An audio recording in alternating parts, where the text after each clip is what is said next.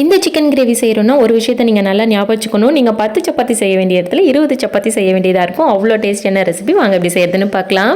ஒரு மிக்ஸி ஜாரில் 2 பெரிய வெங்காயம், 4 பச்சை மிளகா, ஒரு கைப்பிடி அளவுக்கு கொத்தமல்லி, 4-5 முந்திரி சேர்த்து நல்லா நைஸாக அரைச்சி எடுத்துக்கோங்க. இந்த மாதிரி கன்சிஸ்டன்சியில் இருக்கணும்.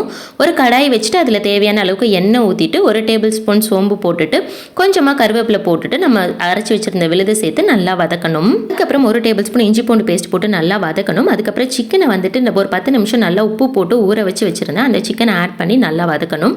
தண்ணி எதுவும் ஊற்ற வேணாம். நீங்கள் சிம்லேயே 10 நிமிஷம் மூடி போட்டு நல்லா வேக வச்சிங்கன்னா அதுலேருந்தே நிறைய தண்ணி வந்திருக்கும். இதுவே போதுமான அளவுக்கு இருக்கும். இதில் வந்து 1 டேபிள் ஸ்பூன் மல்லித்தூள் ஆட் பண்ணுறோம். நம்ம வந்துட்டு மிளகாத்தூள் இதில் ஆட் பண்ண போகிறதில்ல. கொஞ்சமாக வந்துட்டு கரம் மசாலா, தேவையான அளவுக்கு உப்பு போட்டு நல்லா வதக்கணும். அதுக்கப்புறம் முக்கியமான விஷயம் என்னென்னா 1 கப் அளவுக்கு பால். இதில் தண்ணி ஆட் பண்ண போகிறதுல பால் மட்டுமே ஊற்றி ஒரு 10 நிமிஷம் வேக விடுங்க. அதுக்கப்புறம் 1 கைப்பிடி அளவுக்கு கொத்தமல்லி தலை தூவி இறக்கி சாப்பிட்டு பாருங்கள். ஆஹா, செம்ம டேஸ்டியான சிக்கன் கிரேவி ரெடி.